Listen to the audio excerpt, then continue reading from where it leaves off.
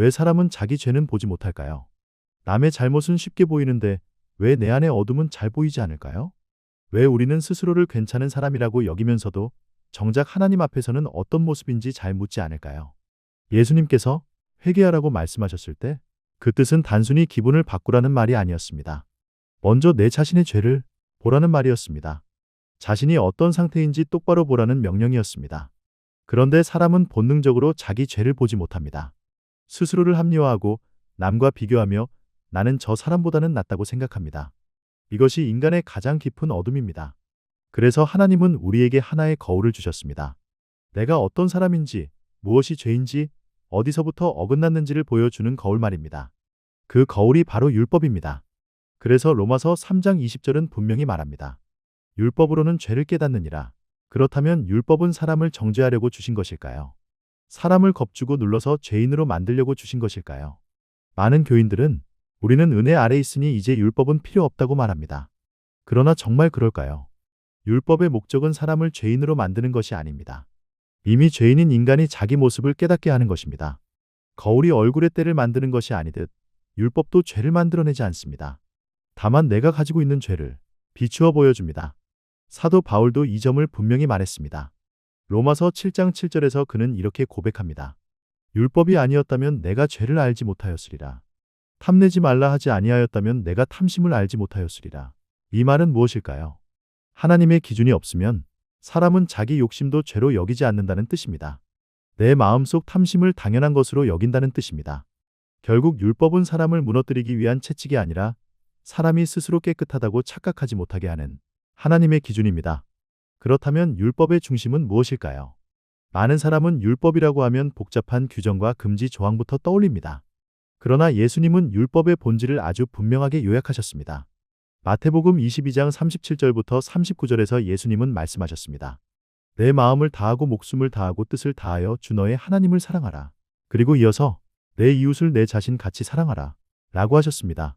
율법의 뿌리는 사랑입니다. 하나님 사랑과 이웃 사랑, 이 두 축이 율법 전체를 떠받치고 있습니다. 십계명도 바로 이 두 방향으로 나뉩니다. 첫째부터 넷째 계명까지는 하나님과의 관계를 다룹니다. 다른 신을 두지 말라, 우상을 만들지 말라, 하나님의 이름을 망령되게 부르지 말라, 안식일을 기억하여 거룩히 지키라. 이것은 하나님 사랑의 문제입니다. 다섯째부터 열째 계명까지는 사람과의 관계를 다룹니다. 부모를 공경하라, 살인하지 말라, 간음하지 말라, 도둑질하지 말라, 거짓 증거하지 말라, 탐내지 말라. 이것은 이웃사랑의 문제입니다. 결국 율법을 어긴다는 것은 단순히 규칙을 어기는 것이 아닙니다. 사랑을 잃는 것입니다. 그런데 이스라엘은 시간이 지나면서 바로 이 핵심을 잃어버렸습니다. 그들은 하나님께 율법을 받았지만 점점 율법의 정신보다 형식만 붙들게 되었습니다. 겉으로는 제사를 드렸고 절기를 지켰고 예배 모임도 이어갔습니다. 하지만 마음으로는 이웃을 미워했고 가난한 자를 압제했고 약한 자를 짓밟았습니다. 겉으로는 종교가 남아 있었지만 그 안에 사랑은 사라져 있었습니다. 그래서 하나님은 선지자들을 보내 계속 경고하셨습니다. 아모스서에서는 하나님께서 너희가 내게 수송아지를 드릴지라도 내가 받지 아니하며 너희의 성회와 절기를 내가 미워하노라 라고 하셨습니다. 아모스 5장 21절과 22절의 흐름입니다. 또 이사야 1장 13절에서는 너희 절기와 함께 행하는 악을 내가 견디지 못하겠노라 라고 하셨습니다. 이 말씀은 매우 무섭습니다. 왜냐하면 하나님께서 싫어하신 것은 단순히 절기 자체가 아니라 절기를 지키면서도 악을 끊지 않는 삶이었기 때문입니다. 그들은 율법의 형식을 붙들었지만 율법의 정신을 버렸습니다. 결국 그 결과는 멸망이었습니다. 나라는 무너졌고 백성은 바벨론의 포로가 되었습니다. 그러면 오늘의 교회는 이 역사에서 무엇을 배워야 할까요? 사실 오늘날 신앙은 두 가지 극단 사이에서 흔들리고 있습니다. 한쪽은 은혜로 구원받았으니 율법은 필요 없다고 말하면서 아예 하나님의 기준을 잃어버리는 쪽입니다. 다른 한쪽은 율법의 본뜻은 잃어버리고 형식과 의식만 붙드는 쪽입니다. 하나는 율법을 버린 신앙이고 다른 하나는 율법에 갇힌 신앙입니다. 그런데 둘 다 위험합니다. 왜냐하면 둘 다 회개를 잃어버릴 수 있기 때문입니다.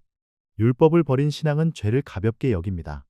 하나님의 기준을 모르니 무엇이 잘못인지도 흐려집니다. 반대로 율법에 갇힌 신앙은 사랑을 잃습니다.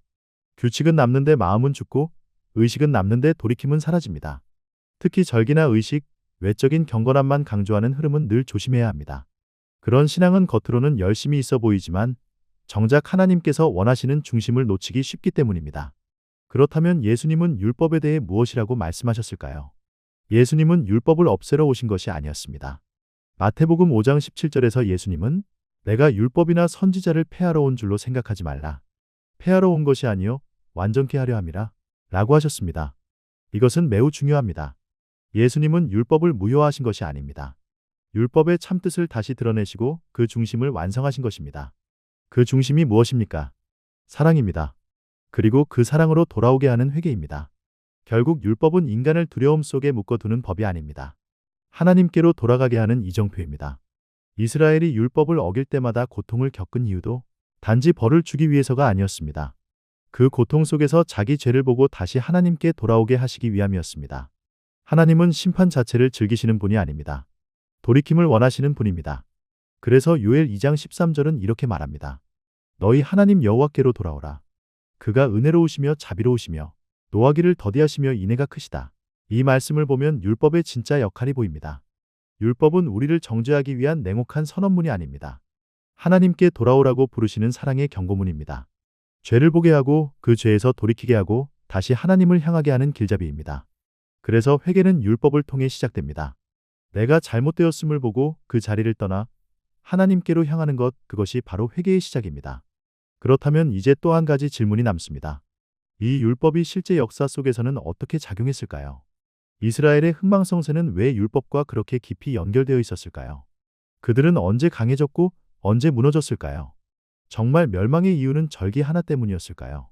아니면 그보다 더 깊은 곳에서 하나님 사랑과 이웃 사랑의 상실이 멸망의 시작이었던 것일까요?